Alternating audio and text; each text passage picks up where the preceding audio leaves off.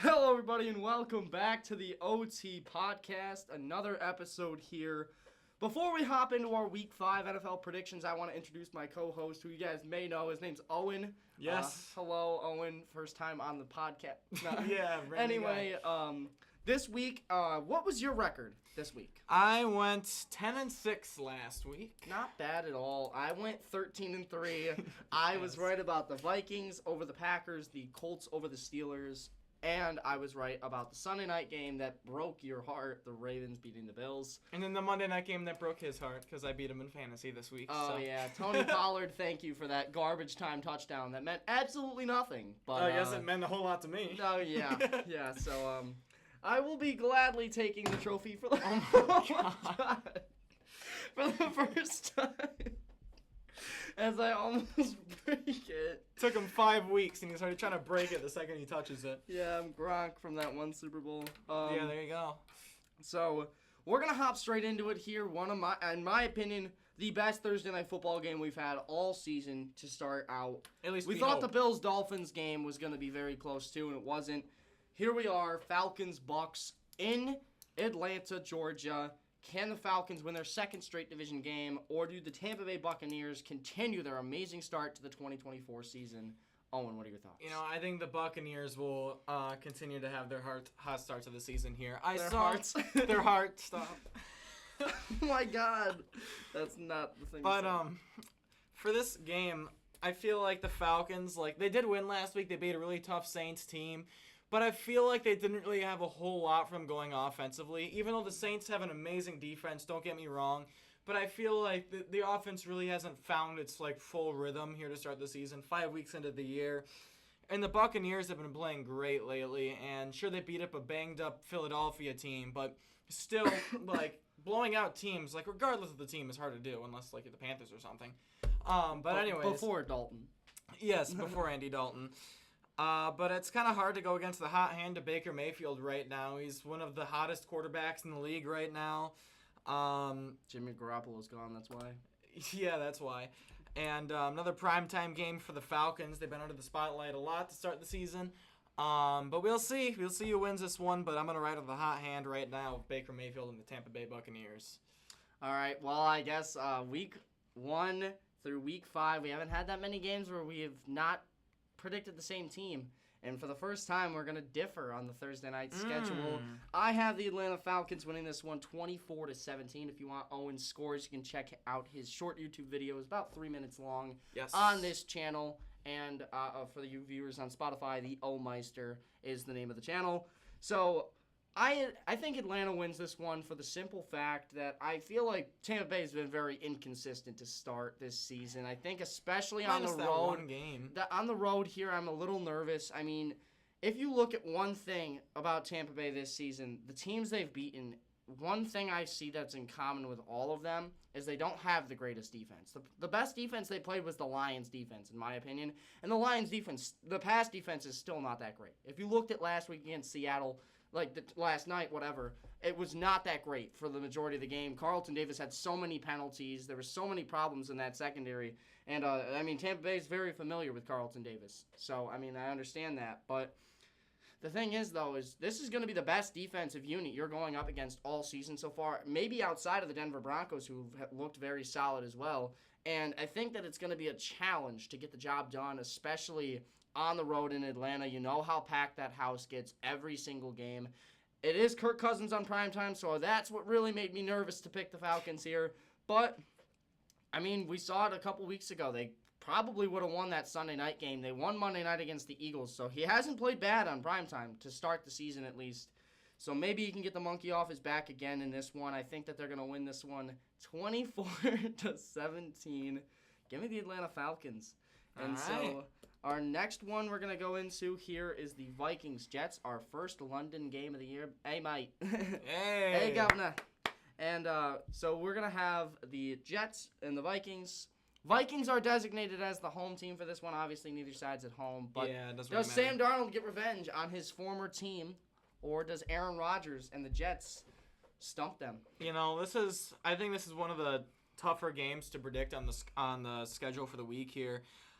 Jets, obviously, they laid an absolute dud against the Broncos. Like, It was raining though. You can't hate too much, but there was a lot of rain. Yeah, but still, I mean, plus with like the amount of hype that like this team has gotten, especially for the ground game, like Breece Hall, and of course Braylon Allen has like come out of nowhere for this team and has played really well for him. But it's kind of like underwhelming this team a little bit because like we knew it was going to take some time with Aaron Rodgers and everything to kind of get things going, but. Give credit to the Broncos though; they've played great these past 2 weeks. At least defensively, they have. You know, last week was pretty rough for them offensively, but the Jets have been kind of sluggish right now. They've been feeling pretty inconsistent so far, especially in the offensive side of the ball. And now they're going against the Vikings team, whose defense has been playing amazing so far. They did struggle a little bit in the second half against the Packers, though, but they still got 3 interceptions on Jordan Love. And Sam Darnold is continuing to play great. I'd say if the season ended today, there's a good chance he might even win MVP right now. After the performance Allen had, I would give it to Darnold probably. Exactly, yeah. It's between Darnold and Allen. I'm not saying Allen played bad, but still. Well, it just didn't put up enough numbers. Right, you know? It's just Darnold so far. He's been insane. Yeah, and I've been picking against the Vikings. I think I've picked against them almost every week to start off the season here.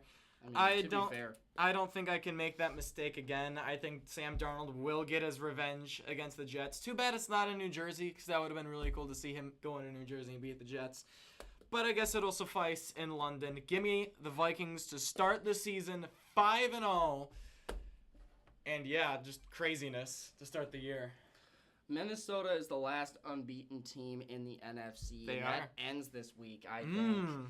I have the Jets winning. They can't They can't have a second straight week where they play like that. In my jet opinion. lag.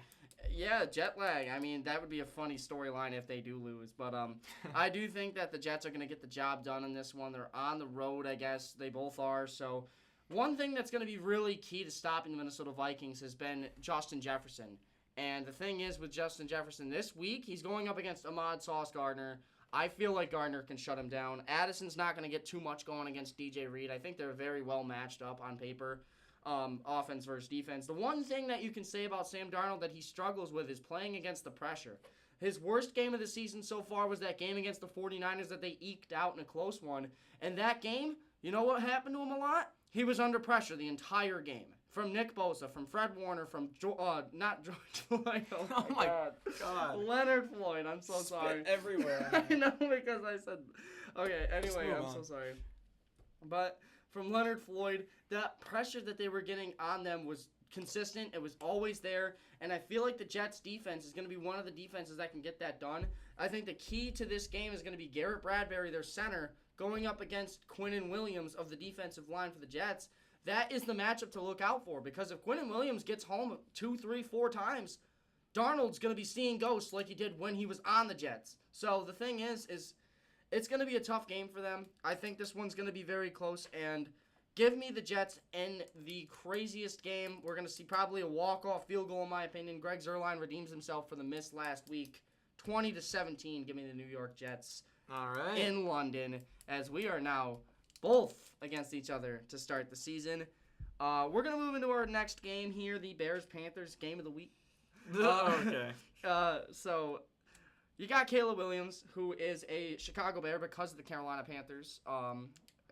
Yes. You got Bryce Young on the bench for this one. Andy Dalton in a revenge game. So what are your thoughts heading into Week 5 on these two teams, and who do you think gets this one? You know, you just kind of brought that up. Like, I didn't really think about that. Like, if Bryce Young was still playing, like, how much they would have hyped this one up. Like, oh, yeah. Young versus Williams, but Williams is already so bad that he's riding the bench already. You mean Young?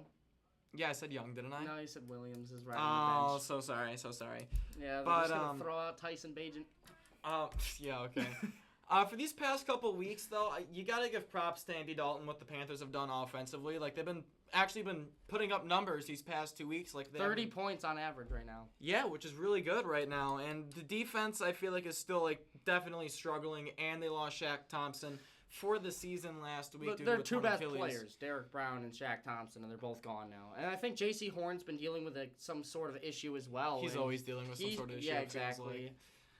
So yeah, very tough for the Panthers on defense. Just keep getting worse, like more and more bad news as it goes along. And going against the Bears team that still didn't play great offensively last week, but they were better last week than they have been in most weeks, which I think is a great step forward for them. Caleb Williams did miss quite a few throws in that game, but I feel like it's He did. I feel like it's a matter of time though until like he can start actually connecting with his receivers here. I don't know if I'm going to be saying he's going to be doing that in this one, but I feel like if there's a team to do it well against, it's going to be against the Panthers because their defense has not been playing well at all to start the year. Complete slander. And another factor here, too, is how much production is the Panthers offense even going to get in this one? Because the Bears defense has been continuing to play great to start the season. So I feel like that could start limiting the Panthers offense a little bit here. And it's going to lean me to go towards the Bears winning this one. The gourd. The Gourds. But yeah, I'm going to have the Bears winning this one. The offensive gourds. Yeah, I feel like there's a little too much going for the Bears right now. And a lot that's not going right for the Panthers. I mean, their offense has been playing well, but now they have a really tough test against the Bears defense. So we'll see how that plays out, but give me the Bears in this one. Don't get me wrong, I think this one, as much as I've knocked on it this so far, obviously, I think that this will be a very good game. I think it's going to be a closely contested game. I have 21-13 Chicago winning in this one.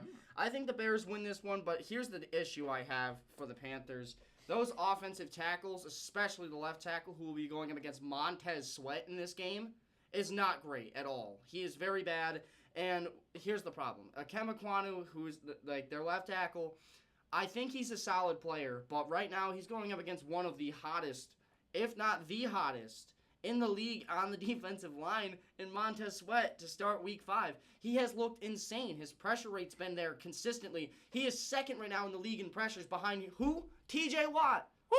He is second in the league behind TJ Watt in pressures. That is just insane numbers for the Bears defensive line. We haven't seen a Bears DN do that since Khalil Mack in 2018.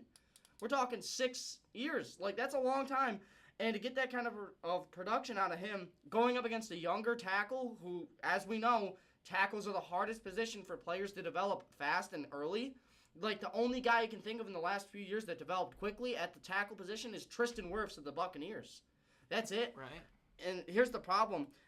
You're going to get Dalton dirty in this game. He's going to be on the ground a lot. I think it's going to be a big issue for him. He's not well under the pressure. If you looked at last game, he had some issues against the pressure. He threw one that should have been intercepted, but he threw it just a touch high for Cam Taylor-Britt. And see, those kinds of things scare me because Hendrickson gets in there, and I think the same thing's going to happen this week when he has to play Montez Sweat. Don't get me wrong, the Bears offense does not look that great to start the year, but this is a beat-up Panthers defense that's already not good to begin with. I just can't see them getting the job done. They're on the road in Chicago. The Bears crowd's going to be backing them. I think this is a game where the Panthers want to win, though. This is a prove-it game for them. Oh, yeah. So, they want to be like, well, we made the right choice still because Caleb Williams hasn't looked that great either. And the thing is I think that I have to ride with Chicago in this one. So, give me the Bears 21-13. All right. And then our next game is going to be the Commanders and the Browns, the red-hot Commanders, mind you. Jaden Daniels. What a start to a rookie season. The highest completion percentage in NFL history to start a season, ahead of Drew Brees, who was known for this. Finished his career with a 76.3% completion percentage. That is just absolutely bonkers to me that he can do this kind of production His rookie as year. a rookie. In front of, with a questionable offensive line, mind you, because they lost Brandon Scherf a few years ago to the Jaguars. Sam Cosmi hasn't fully developed at that tackle position. We were just talking about the younger tackles not developing too well. Honestly, I don't know what's keeping him alive at this point, but something is, and he's been absolutely insane. Do they continue this against the Cleveland Browns? Absolutely. It's going to be another one of those games. I don't know if, it's crazy that, this team has been having the production that it's had in recent weeks.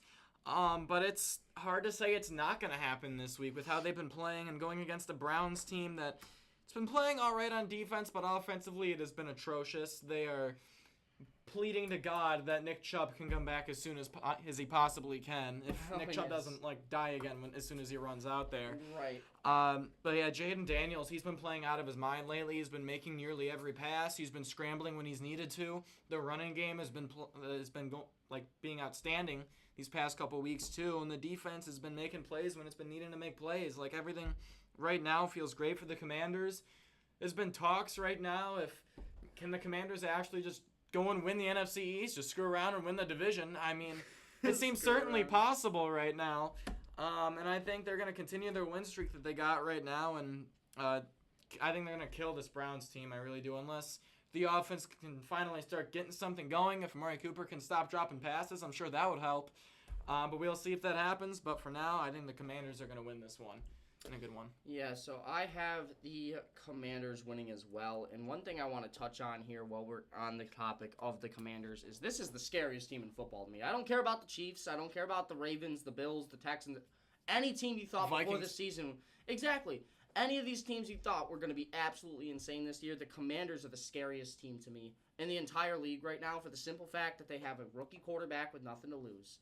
They have a coach in Dan Quinn who's very good on the defensive side of the ball. His whole forte is defense. He was the defensive coordinator for Dallas last season and the season prior.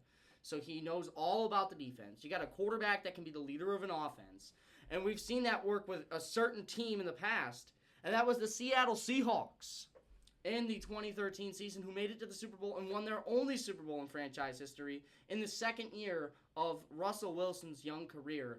And that's the thing. You got a quarterback that can scramble, a quarterback that is a leader on the offense, similar to Russell Wilson, Jaden Daniels is currently. On top of that, on the defensive side, you got Pete Carroll, who's one of the best defensive head coaches in the league back then. And you have Dan Quinn, who's doing the exact same thing right now. And you had the minimal expectations. Back then, it was the 49ers dynasty era with Colin Kaepernick. No one was thinking the Seahawks were going to do crap. And here they come out of nowhere, win the NFC, win the Super Bowl against Peyton Manning, who was having the season of his life.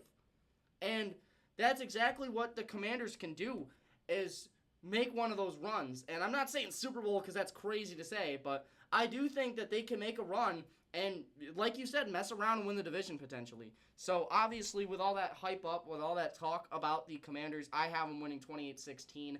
The reason why the offense for the Browns gets 16 points in this one is because I feel like the one issue about the Commanders is their pass defense. And as we saw last week, they double-teamed Marvin Harrison a ton because McBride was just coming back from the injury. They didn't think he'd get involved too much, and he didn't. And then they double-teamed Marvin Harrison, and outside of him, who do they got? Michael Wilson? So, like, on this Browns team, they have Njoku, who will likely be coming back from his injury. You hope, anyway. No, well, yeah, right. But they have Amari Cooper as well, and they have Jerry Jeudy, and they have more. So they have a lot of options, a lot of different players they can throw the ball to. It's a question of if Watson can do that consistently enough. And I think they do it a couple times to get a couple points, but probably mostly in garbage time. But I like this Commanders team, and they're going to win again in this week. So give me the Commanders. That means that they're 4-1 to start the season. Wow. And with the Eagles on bye, I believe, this week. Oh, man, we didn't even mention the bye teams yet. Yeah, but the teams on bye week. The Eagles are on bye, so. I also got the Titans, Chargers, and Lions all in their bye weeks. Yes. This week. Yeah. We're going to hop right into another one. Speaking of the Titans, this team just played the Titans, and they lost. The Dolphins, Patriots. This is the crapper of the week, in my opinion, but yeah, it has a really good argument. Who do you think wins this one? This was another really tough game for me to predict. 2 1-3 teams. Dolphins, they had another sluggish performance again, both on defense and on offense. I feel like there's a little bit more potential, though, offensively for the Dolphins now that they got Tyler Huntley in at quarterback. But it still didn't look pretty last week, but I feel like there is some potential there. Like, you saw Tyreek Hill, running past the defenders and everything. It was just a matter of the accuracy issue from Tyler Huntley. So if we can kind of get on the same page as Hill a little bit there, because Huntley was making some good reads in the game. It just wasn't working out, especially with the accuracy, like I just mentioned.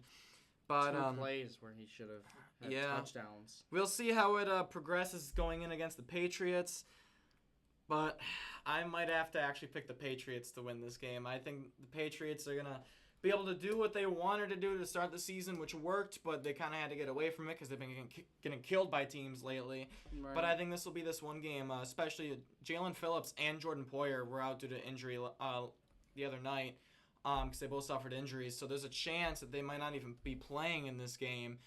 Realistically, we don't know yet though, but we'll see. But I feel like that can play right into the Patriots' hands. I think Phillips might have messed up his ACL. I'm not gonna lie to you because I don't think maybe an ACL tear, but at the same time, You saw that one Alex Singleton, the linebacker for the Broncos, who played that entire second half with his torn ACL. He did, yeah. So with that being the case, maybe that's a situation for Phillips, which would suck, obviously. It would, yeah. Like, I don't care that he plays for the Dolphins because obviously they're a division rival, but he tore his Achilles last year. So, like, he tore your Achilles and then you come back and then tear your ACL. That would It's like suck, Tim Patrick tearing one ACL and the other the year after. Oh, yeah, That's I know. terrible. It happens, though. I mean, at least he's not Nick Chubb, so. Yeah, I think this game will play into the Patriots' hands of being able to run the ball kind of when And they at want. home. Yeah, and playing defense well, which is something that they always like preach and everything. And with an offense struggling like Miami's right now, I feel like it's going to play right into the Patriots' hands of what they want to do. So I think the Patriots are going to be able to control this game and get the win in Foxborough. Yeah, I have the exact same situation here. I feel like that Dolphins offense is just they're missing something, you know? They're missing that Their quarterback. No, they're missing chemistry is what they're missing. And the problem here is I don't think Huntley's a bad quarterback. I think he's a serviceable guy. But you're going up against a stingy New England Patriots defense. And one thing about the game that opened up the passing game for him last week was his rushing ability. He's not got a chance in hell of running the ball this week. They're not going to be able to run the ball with him. They're not going to be able to run the ball with Achane and them. They have one of the best D-lines in the league. They're doing very, very good on defense. It's about that offense. And whose offense do I trust more in this situation? I trust the Patriots offense a little bit more. It's crazy to say. I'm sorry, but I trust the Patriots offense more than the Dolphins. Despite having Hill and Waddle, they just can't use them when the quarterback can't hit those throws. I don't think 1 week is going to change that, though. You know, like, oh, he's got one more week and he'll be fine next. No. Like, we're talking 3 months of preparation for the seasons for these quarterbacks to get on a page with a receiver or receivers. And he's got 3 weeks and now 1 week to do it against one of the best defenses in the league in the Patriots, in my opinion. And, yeah, he's not going to be able to get that done. So give me 16-9. The Patriots win this one in a very low-scoring game. And we're going to move into the Jaguars and Colts. I think we might differ on this one, too. Anthony Richardson is day-to-day with a hip injury, so he is questionable as of now for this game. So Joe Flacco might be the guy at quarterback. Owen, who wins this one? Do the Jags finally get on the board with their first win, or do the Colts continue to kind of build some momentum after winning last week? Yeah, this is actually kind of another like tough game for me to predict this week. Yeah, I put a star around the games I thought were difficult, and this really? is one of them. Oh, yes. yeah. The Colts, I feel like they had a really nice win last week. Even while losing Anthony Richardson due to injury, they were still able to kind of move the ball somewhat well. Called it. Yeah. I have to give props to the Colts here, though, for winning this game. And Justin Fields did kind of break loose a little bit in that second half, but yeah, once they were down by like 18 points. They were able to hold the fort down, and get the win against the Steelers team, which I thought was a really impressive win. And the Jaguars, another loss, this time to the Texans. The Texans really haven't been blowing teams out, though, so far. So the Jaguars kind of hung in there for a little bit. But I'm going to take the Jaguars. Yeah, I'm going to take the Jaguars winning this one. Jaguars, only winless team remaining in the NFL, and if you would have told me that coming into the year, there's no chance in hell. Right? But there's no way they're going to go 1-5, right? Like, it's one of my gut feelings. Like, there's no way. Like, the team that has talent like this, I mean, it's not the most talented team in the league, but I'm not even trying to sound messed up when I say this, but that's exactly what my reasoning is, too, in a sense. Logic. Just they can't start 0-5. Like, right. I just don't see it happening. I had the same logic last week with the Ravens-Bills game. I couldn't see the Ravens going 1-3 to start their season. Like, you know how wonky the AFC North would have looked? Oh my Steelers 3-1, Ravens Bengals 1-3. That'd be crazy, right? But yeah, give me the Jaguars to win this one. I'm guessing you do too. Yes, I do indeed. I think the Jags win this one in a close one. Whether Richardson plays or not, I think they win this game. Famous last words for you last week with Malik Willis and Jordan Love. Yeah, that was bad. Yeah, it was funny. They were getting their asses kicked, too. Hey, they hung in there, though. They came back because of a muffed punt and a couple other situations. Whatever works, man. Whatever works. They should have won, honestly. The Packers should have won that game if Love didn't chuck it into double coverage at the end of the game. On first down. Just like you did against the 49ers in the playoffs? Yeah, well, that was on second down, but still. Yeah, okay. Of course you remember the exact down. Yeah, I'm Sean McVay. Yeah, right. The second down and 8 from the 37. Second down and 8 from the 37, you know, it's how to make a play. Yeah, right, literally. But Jaguars win this one 23-16. One thing about the Jacksonville Jaguars team that they haven't been able to do too well is kind of win because their offensive line. Their offensive line hasn't been that great to start the year. I think that they pick it up this week. I feel like Grover Stewart's probably one more week that he's going to have to wait to come back. They wanted him 100% healthy, according to Shane Steichen. I saw that something of that nature this morning. So that really makes it hard for me to choose against Travis Etienne. I think he's going to have a solid game. I think they can work well with that because if you look at why they're struggling this year, it's because if you look at last year, their 8-3 start, Trevor Lawrence was not some all-world quarterback. He was just a game manager where they would run the ball twice with Etienne, play action pass with him to Evan Ingram or Kirk or whoever. And I feel like that's the thing they have to do again to get back into that rhythm. And this is the week they can finally do that against a beat-up defensive line. You should be able to run the ball semi-well. And if you can do that, you can work off the play action and win this game over the top. And I think that's exactly what the Jags have to do, being in a game where they have to win, in my opinion. If you don't win this game, Doug Peterson better be fired. I'm saying that right now because I don't care that you started your season against the Dolphins before Tua was hurt, the Bills, the Texans. I don't care the teams you played. You have to win at least one of them. At least one. And the fact that they're having this bad of a start is just mind-boggling to me. So give me the Jacksonville Jaguars, and now we're going to move on. One thing I want to say real quick, I forgot to mention this. Like, you know there's some teams that kind of, like, own some other teams. Like, we'll say Bills-Dolphins, for example. Like, how like, it feels like, oh, it might be the Dolphins' turn, but the Bills just keep beating them. Right. Going into the past and everything, the Jaguars seem to have the Colts' number. I feel like we kind of forgot to mention that. Last year, Colts didn't beat the Jaguars once. And then when the Jaguars had Urban Meyer's their head coach, they still beat the Colts. Yeah, they beat the Colts in week 1. Yeah, it was week 1. They beat the Colts 27-20 in week 1 a few years ago, and then lost their next 15 games. Yeah. They only won that one game because that was when Minshew started. Yeah, I know. 6th rounder out of Washington State is that's just disgusting. But yeah, I to start. I just wanted to throw that out there, the fact that Colts seem to have, or Jaguars seem to have the Colts number. But yeah. Jim, I don't know. Yeah, okay, but go ahead. Next game, the game of the week in my opinion, or at least one of them, Bills and Texans in Houston, the reunion. Stephon Diggs taking on his former team. He lost against the Vikings, who was one of his other former teams. Does he lose to the Bills again? I see all the Bills gear. Quiet. Who wins this one, Owen?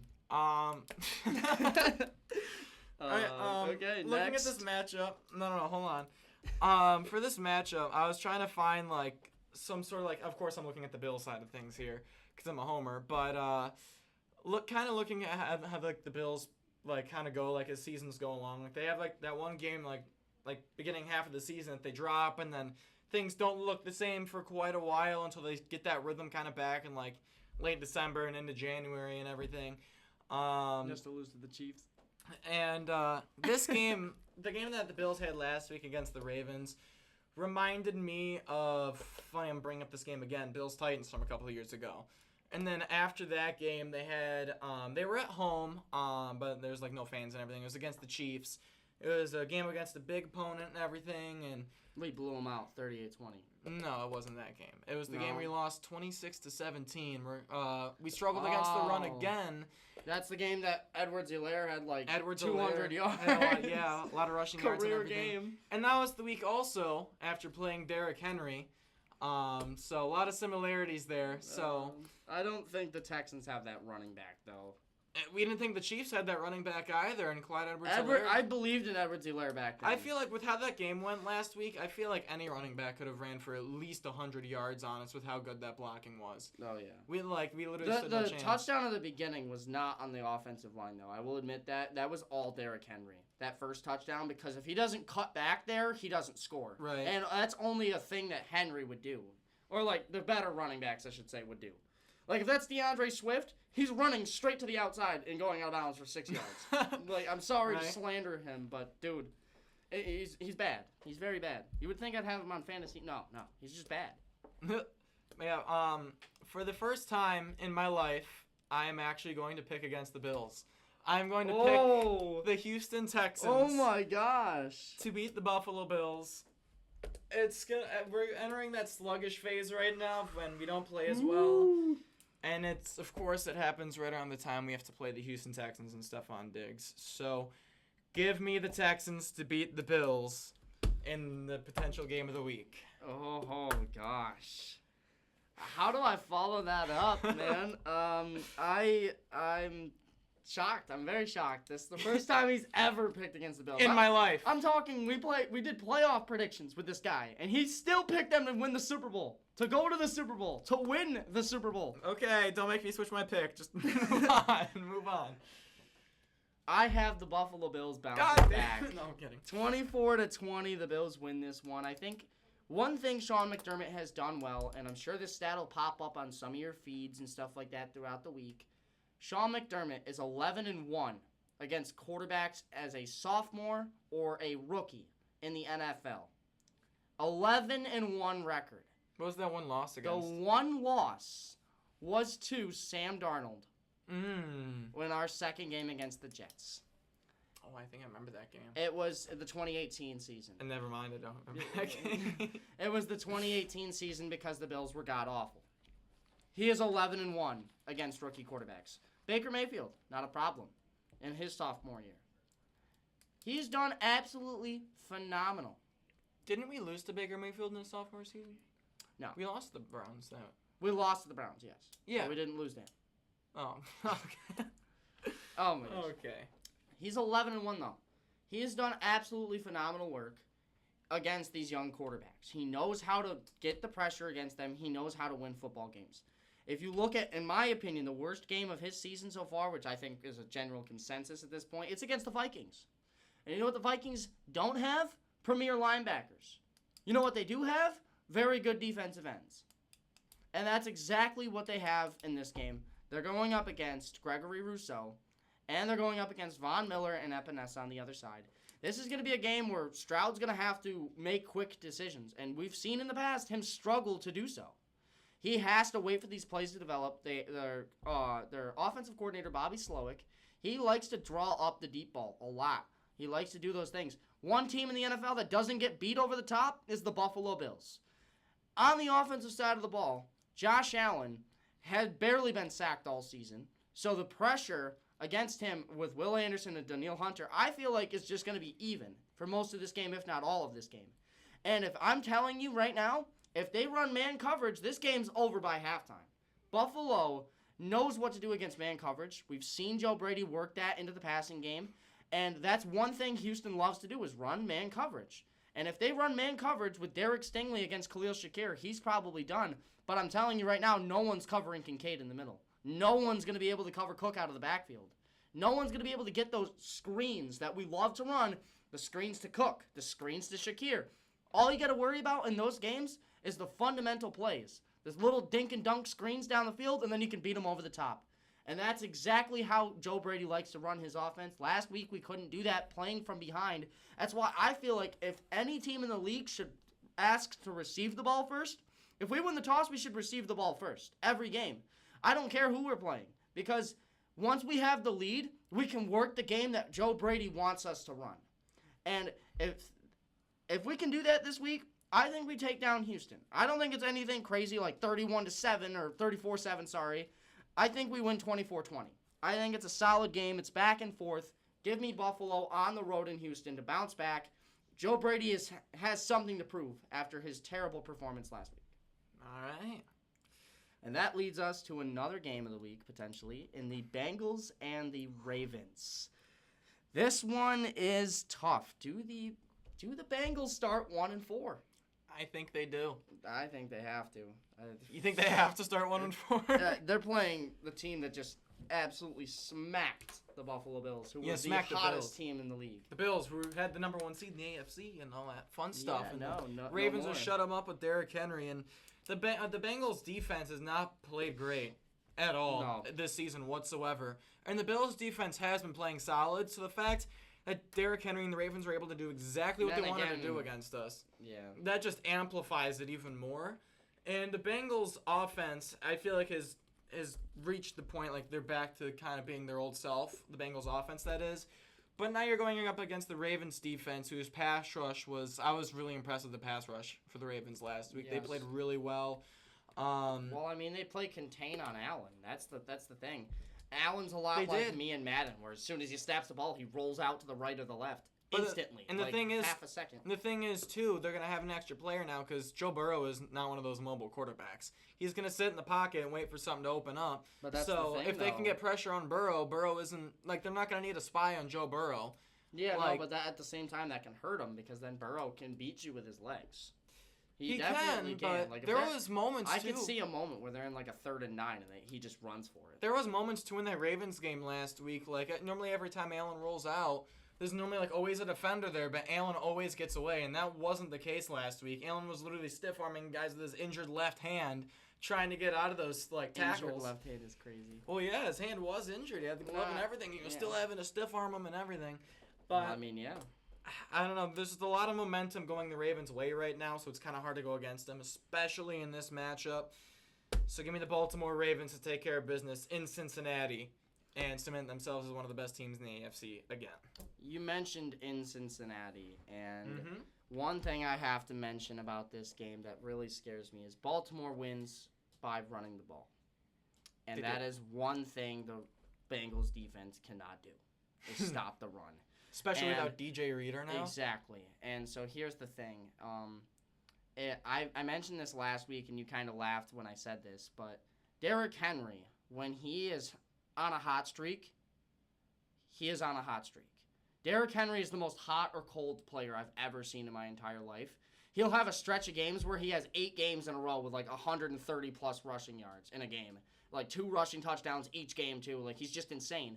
And then he'll have a week where he has like 43 rushing yards on 25 carries. And it's just like, how the hell do we go from this to this? And this is the week. Just kidding. No, it's not. He continues it. Again, I mean, you're going up against one of the worst run defenses in the league. And you saw what they did with Ramondre Stevenson in week 1 against the Patriots. They couldn't stop him. And they knew he was going to get the ball. They knew he was going to run. Like, that's all they can do on offense. You're scared of Jacoby Brissett throwing the ball? No. You got to be... Everybody was in the box, is what I'm saying. There's like 7, 8 guys in the box all the time throughout that Bengals-Patriots game, and they still couldn't stop Ramondre Stevenson. Derrick Henry is multiplying him by 10 instantly. And in this kind of a game, it's going to be one of those games where it's going to be a shootout for 2 different reasons. One team's going to run the ball a lot, and the other team's going to throw the ball a lot. And I think this game's going to be back and forth right down to the wire in Cincinnati. Give me the Baltimore Ravens 28-27. Game of the week, in my opinion. Close game. Yes, very close game. I think that the Ravens are going to sneak one out against their division rival. And the Bengals are 1-4. And real quick, before we move on, no team in NFL history has ever started the season 1-4 and made the playoffs. No team. Didn't the Steelers do it once? Or No. No, they were 1 game away, I think, right? Yeah, they went 9-8, I think. Yeah, that was the first year. Almost, I think it was 8-8. Because I don't think they had the. Oh yeah, yeah. maybe. I'm not quite sure. No, I think it was 9-7, but they definitely missed. I don't know. Well, maybe it's either no teams No. in history or one. So The only team I can think of that's ever started out 1-4 or worse and been close is the Indianapolis Colts in 2018, who made the playoffs.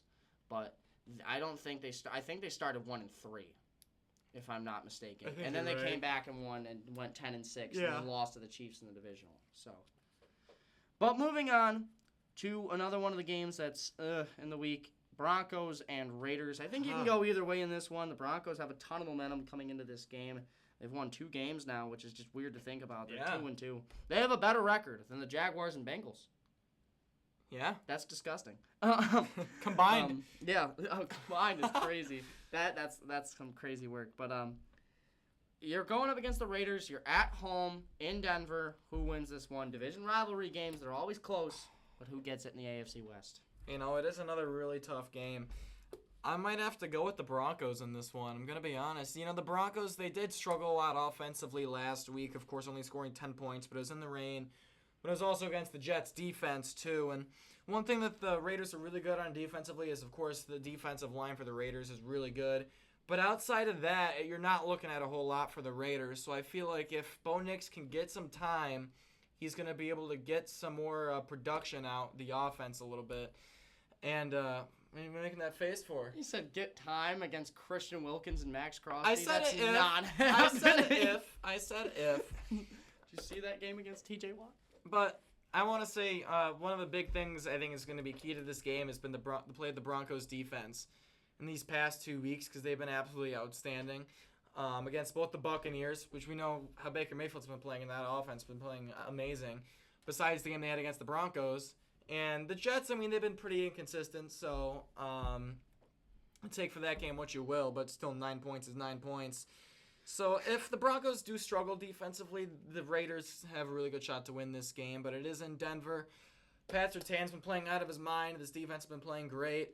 I feel like if the offense is at least somewhat serviceable, I feel like the Broncos have an even better shot to win this game, so give me the Broncos to win this one. All right, another game we're going to differ on, our fourth. I picked the Raiders to win. So here's the problem. Bo Nix is not going to have that much time to throw the ball, as I was talking about, obviously. I think Max Crosby gets there very, very consistently in this one. You're going up against Mike McGlinchey, who was not very good for the 49ers, hence why they got rid of him. Now he plays for the Denver Broncos. There's a reason for that. You're going up against him, and then in the middle, their center is Lloyd Cushenberry. I'm sorry, but you're not stopping Christian Wilkins for the entire game. Christian Wilkins gets home at least once, I think, in this one, can get some pressure on him. And we all know Bo Nix's decision-making is probably his worst quality. He cannot make good decisions with the football, and that's the problem for this game for me. If there's anything you can exploit on that Raiders defense, it's the secondary, right? Outside of Nate Hobbs and Trayvon Merrick, their secondary is pretty freaking bad. I'm not going to lie. Like, they don't have a second corner. A third corner is even worse. Like, you're probably talking about a practice squad guy at this point. And so that's the thing, is Bo Nix will not be able to exploit that because of his bad decision-making. He's not going to be anything special in this game, I feel like, and that's going to be the problem. I think, obviously, they've had a couple good back-to-back weeks, but I think this game's going to come down to which team really comes out early in this game. Like, which team starts with the lead. Like, if it's 7-3 at the end of the first quarter, whatever team's up 7-3, I think wins the game.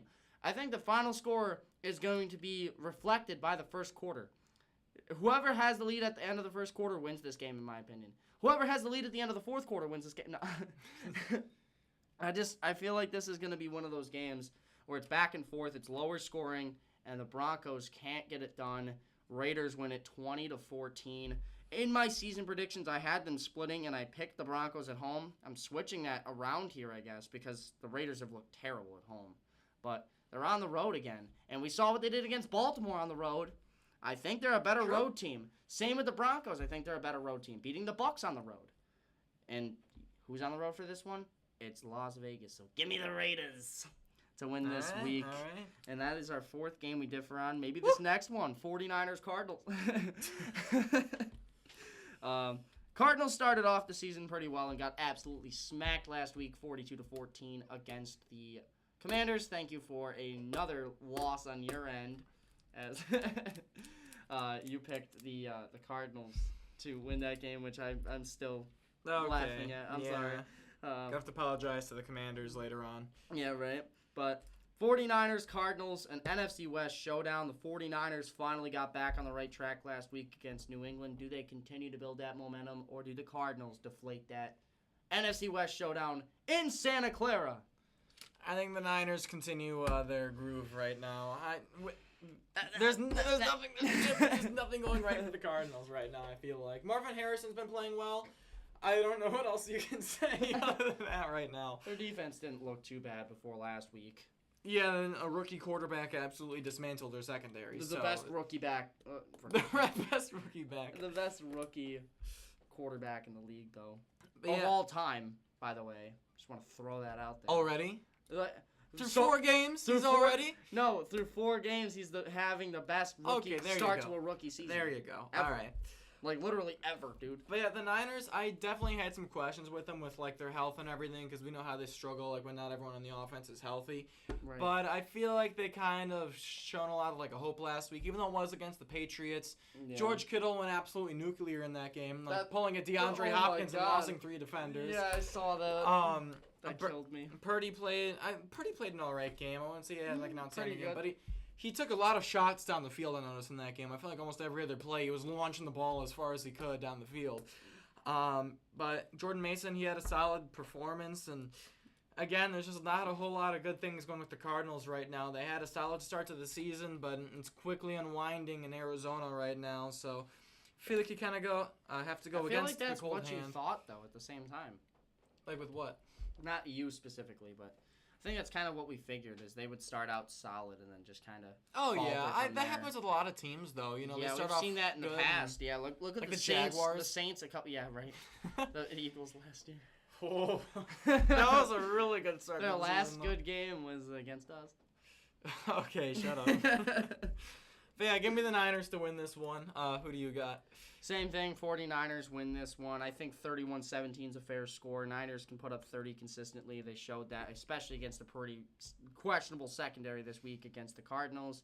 For the Cardinals, I think that they get a little bit going on offense to start this game. Look for like a 10-7 second quarter score maybe. I don't know. But 31-17 I think is fair. I think the Niners really dominate for the majority of this one, especially the second half, which is really where the Cardinals like died last week. And so I think, especially being on the road in Santa Clara, this is just one that the 49ers cannot afford to drop. They lost that game to the Rams, which was already suspect enough. Now they're 2-2. They need this win. This is a game that they have to get the job done in, and I think they do. At home, 31-17. And we're going to move on to the Seahawks versus the Giants. And I told everybody that the Seahawks were not the greatest team in the world. Oh, my God. That okay, they've had the easiest schedule in the league. And they played the Lions and gave up 42 points, not a single incompletion in the entire game for Jared Goff. He went 20 for 20. First 18 quarterback. 18 Okay, of 18. whatever. Who cares? Who cares? You didn't allow a single incompletion, and your secondary is the best part of your entire roster. Devin Witherspoon and Tariq Woolen. And they gave up no incompletions in that game. Jared Goff absolutely sliced and diced their entire team. You're literally acting like one loss for Seattle. Like, oh, I told you they're frauds. They lost against the best team in the NFC. They're frauds. No, not the best team in the NFC. Who's the best team in the NFC? The Vikings right now. Oh, Thank yeah, you fair so much. But hear me out. I'm not saying they're complete frauds. I'm just saying they played the easiest schedule in the entire league to start the season. And then it continues back up with the Giants. Yeah, and now it continues against the New York Giants. Yeah? And this is one of those games where I could see the Giants coming in and winning this one. Wow. I really could see it happening. Okay, what do you want here, bud? But here's the thing. Give me Seattle 24-10. Okay, there you go. The Seahawks win this one on home turf. I think they get the job done. The only main issue I have with this game is that Seattle's playing another very, very weak opponent. And if the Giants show some pushback in this game and the final score is like 20-17 or 24-20, anything crazy like that where it's really, really close, I'm telling you right now, like, I'm calling this. Like, the Seahawks have one of the easiest schedules in the league this year, especially to start the year, going up against the three teams they've gone up against so far. Like, they haven't played anybody great yet, other than Detroit, who they got smacked by. They got absolutely smacked in that game. I don't know if I'd say smacked. You're over-exaggerating a little bit. The if Seahawks were in that game all game long. If Carlton Davis doesn't get 5 fucking pass interference calls in that game, they win by like 42-10. Okay, all right. They were getting cooked. The Lions defense is playing almost as bad as the Seahawks was. Almost as bad? Yeah, they were up 21-7. Yeah. They were dominant. They were up 35-21. And Seattle changed their game plan going into the second half when they played so much better in the second half. They got 14 points in the second half. They still played so much better. No. They really did. I could care less, because here's the thing. I understand you went up against the Detroit Lions, but when you go up against the Falcons, they're a middle-of-the-road team, and you lose by 10-plus points, then it's over. Because I'm telling you right now. Over. No, I'm telling you right now. Over. I'm not going to lie. I looked at their schedule the other night. They'll probably have 8 wins. Probably 7 or 8 wins at least this year, which sucks because I picked them to have a 6-11 record without thinking about anything else. But here's the thing.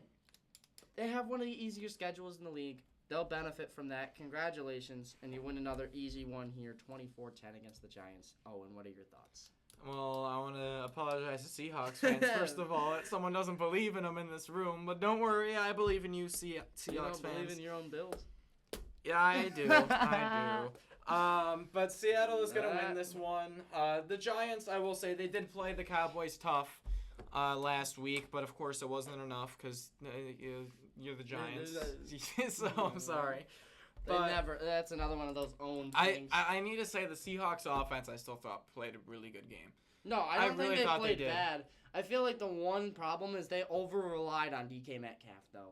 They did. They really did. But, I mean, if it works, it works. And Kenneth Walker had an amazing game, It didn't work. That's the problem. It wasn't working other than the pass interference calls because Carlton Davis is a freaking moron. He's just like, okay, all right. What are you calling now a I flag? got footage when I get the feds on the Yeah, phone. right. He's like, you're calling a flag on me? Like, I hated that. Like, he pulled Metcalf out of bounds on that 2-point conversion. And then they threw the flag, and he's like, all up in his face, like, how dare you, like, call a flag on me for pulling him out of bounds? Literally, by his shoulder. All right. You're clearly heated about this one, so we're just going to move along here. We both got the Seahawks winning. And the next matchup is... The Rams and Packers. All right. This one is between two teams that have been beat up to start the season. The Packers are kind of on the back end of the trajectory on that pattern now as Jordan Love's finally starting to work his way back into the lineup. You have Matthew Stafford, who still has nobody in front of him blocking at this point. I mean, it's almost as bad as like backyard football where you just have that one guy snap the ball as the center and then run out for a pass right afterwards. Yeah, that's literally what's happening. Except he's got 5 defensive players running at him immediately afterwards. So the problem is the Rams are not healthy, especially on the offensive side of the ball. There's nobody to throw the ball to. There's nobody to have in the trenches either. The defensive line's been beat up for them. They haven't had too much going right for them. Do they win this one despite all that, or does Jordan Love finally win his first game of the season? Because I just want to throw this out there. Malik Willis, 2-0. Jordan Love's 0-2. Just want to throw that out there. Maybe you should switch back to Malik Willis. Well, I am Make him the highest paid quarterback I'm in the going to league. say, whoever plays starting quarterback for the Packers is going to win this game for the Packers. Yeah, Jordan Love. Yeah. This is a really tough game, especially for the Rams. Jordan Love tears his ACL in practice. Oh, okay, stop talking. But the Rams, after the game last week, it's really tough sledding for them right now. With all the guys injured right now, really doesn't help them at all. If they were healthy, they probably would have been beating the Bears last week. But they most certainly would have. Stafford Stafford is being left out to die right now. And now they're going against the Packers defense and the Packers secondary. They should Xavier trade McKinney. Stafford to the Dolphins. That'd be so sick. Stop talking. Anyways, the Packers are going to control this game. I feel like they're going to control it from really start to finish. I think Stafford, of course, will have a couple really nice throws. Cam Akers might have a good run, but when this game is all said and done, I think it's going to be a pretty convincing win here for the Packers. Jordan Love, I think, is going to have a lot cleaner of a football game. Stafford, I think, is going to throw an interception to Xavier McKinney because Xavier McKinney has been having an interception every game. So I feel like that's a safe lock to have. Bet on it? No, I'm not going to bet on it. But there's just not a whole lot going for the Rams right now. So you just got to go with the Packers in this one, I feel like. Unless you go with the Rams. I am going with the Rams. No, I'm kidding. No, Yeah, I'm going with the Green Bay Packers in this one. Jordan Love has another week to get fully healthy in this one. He's finally going to make the right decisions. I mean, last week he was playing from behind that entire game. They kind of started off sluggish. It didn't help Very at all. sluggish. Very, very sluggish. He started to pick it up near the end, and then he had that absolutely god-awful bonehead mistake at the end that cost him this football game. So I do think that they will play a very solid game in this one. I think that their defense is going to step up and make plays when it matters, again, going up against a very beat-up team. 27-13 is my score prediction in this one. Maybe even less for the Rams, but again, I think Matthew Stafford keeps the team afloat somewhat on offense, and that's a testament to how good of a quarterback he is, that I can still give him double-digit points every week, even though he has nothing. Literally, no O-line other than backups. No receivers outside of practice squad guys. Your tight end's gone. You have nobody. You have Colby Parkinson and Robinson. That's it. That's just absolutely pathetic. Whittington? Okay, bro. Stop talking. No, okay. But I think the Packers win this one convincingly. Give me 27-13. On the road in L.A. does not matter to me. I think they win this one either way. So give me the Green Bay Packers to get redemption after last year losing to the Rams. So now we head into our final two games, Sunday Night Football. The Steelers and the Cowboys. Owen, do the Steelers bounce back after their tough loss to the Colts, or do the Cowboys start to finally fix their issues on Sunday nights. From what I saw from the Steelers last week, the defense, like you said, was going to happen against a team like the Colts. Finally kind of got exposed, I guess, a little bit. So good job getting that corrected there, buddy. It's just the offensive line, though. That's the only reason, because the only way to beat the Steelers is to have a good offensive line and not allow the pressure. Right. So with that being said, I'm going to pick the Pittsburgh Steelers to beat the Dallas Cowboys. I have not liked what I've seen from the Cowboys at all to start the season, especially last week, a team that they normally destroy. Again, like you mentioned last week, they normally kill the Giants, and it was a close game. 20-15 was the final score of that game. And honestly, they should have lost if it wasn't for that faulty flag near the end. Right. I know what you're talking about. You know what I'm talking about, but so the Cowboys have a lot of stuff to work out right now. Sure, they can get stuff fixed up going into this game. Who knows? But also, from what I saw from the Steelers' offense, was probably their best offensive performance they had all season. Right. Was last week. Even though of course, it was the first game they lost, was the game they had the best offensive performance in. But I love the progress from what I'm seeing with the Steelers' offense right now. It's definitely trending in the right direction. I'm not worried about that Steelers' defense. They're gonna have a bad game. Every team does. The funniest part is you told me eventually they were going to get beat up, and then Alex Highsmith left this game with an injury. Yeah. Like, how fucked is that? Yeah, it happens. See, I told you it happens. Yeah, right. But Steelers are also home in this one. Cowboys on the road again. I don't see a lot of good things from the Cowboys right now, and I'm seeing a lot of improvement from the Steelers. Again, particularly the offense. Give me the Steelers to start the season 4-1 and beating the Cowboys at home.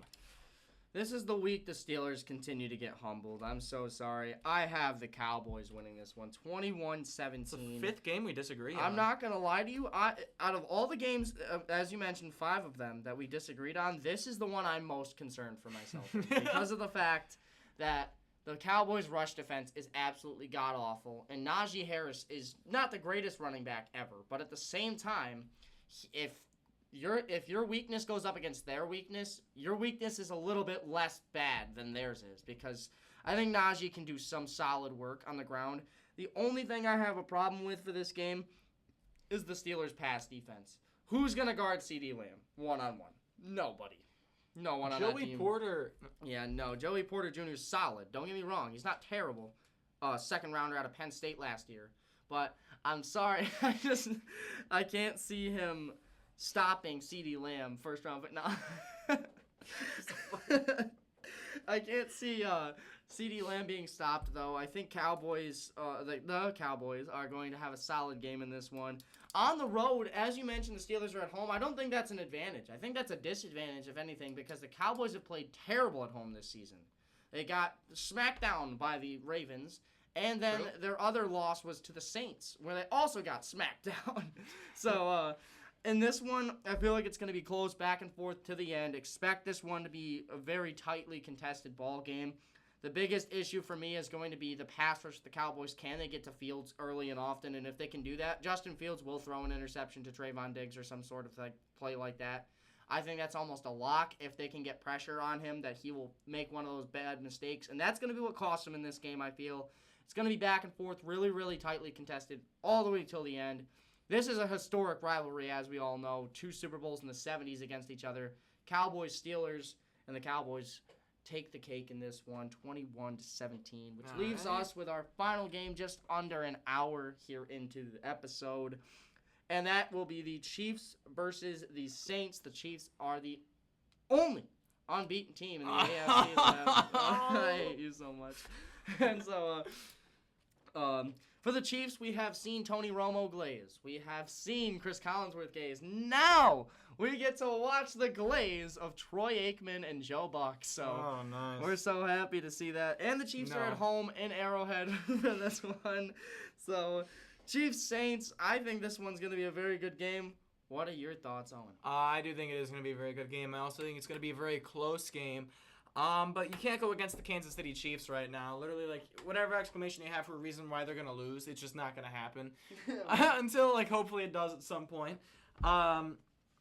But losing Rashee Rice obviously is going to hurt this offense. They're going to have to work around it. But if any team is good with working around literally anything, it's the Kansas City Chiefs. And the Saints have been playing really good games so far. They are on a 2-game losing streak, but they've been in both those games they lost. They shouldn't have lost to the Eagles. And the game they lost to the Falcons was a game where they had that muff punt on special teams, which if that didn't happen, Saints could have won that game too. So the Saints they have an argument to be 4-0 going And a into pick this game six too. they threw Yes, pick 6 also. to Troy Anderson. And the quarterback for the Saints, Derek Carr, he knows this Chiefs team. He knows this Chiefs team very well. And I think this could be a very, very good game. But you just can't go against the Kansas City Chiefs. You just can't. And it sucks to say that, especially being a Bills fan. But I'm sorry. I just don't know what to tell you. The Chiefs defense is going to step up when it needs to. The offense for Kansas City is going to make plays when it needs to. And that's just how it's been for the past couple of years. And it'll probably continue to be on Monday night. So give me Kansas City. Yeah, I'm going to go with the Chiefs as well in this one. Patrick Mahomes is obviously otherworldly. I think in this game, With though, all of his interceptions. Yeah, right. I think they're going to have a very big struggle on the offensive side of the ball now without Rashee Rice. I feel like that would have been the only reason I would have gave them such a big win. Honestly, I have 31-24 as my score prediction. It might be very lower than that, like a lot lower in my opinion. I just think that right now the Chiefs' offense has been clicking. Travis Kelce's finally starting to get his way open. I understand he owns the Chargers, but, I mean, you never know. It could be a momentum getter similar to the Derrick Henry thing. And when I'm so sorry, but when I'm going into this game and I'm overlooking all these minor flaws for the Chiefs, obviously, as they can just surpass all of those things. On the opposite side of the ball, you got the Saints, who just the only way they can beat you is over the top, and the Chiefs are one of the best teams in not letting that happen, similar to the Buffalo Bills, where they just won't let you beat them over the top. And this is one of those games where you're gonna have to if you're the Saints. And we saw what happened to the Falcons when they had to rely overly on Bijan Robinson. They're going to overly rely on Alvin Kamara, and it's going to cost them this game. And another thing that's going to cost the Saints this game is the flags. is the freaking flags on the Kansas City Chiefs side of the ball. Is that why you grabbed that tissue? Yes, is the exact reason. Should have grabbed the whole sheet of yellow paper. I was right going to, but I didn't want to crumble it up because it's loud. Okay, could have crumbled it up once you showed it. Well, yeah, but I think that the Kansas City Chiefs win this one in a closely contested ball game, but the Chiefs remain unbeaten. And after this week, and my predictions, because the Jets beat the Vikings, the Chiefs are the only unbeaten team left in the NFL. So thank you guys so much for watching. Again, I won the trophy this week. Stay tuned for next episode. Someone will have it next week. Someone will have it next week because we differed on 5 games, so no matter what, it'll be 3-2 at the very worst. Yeah.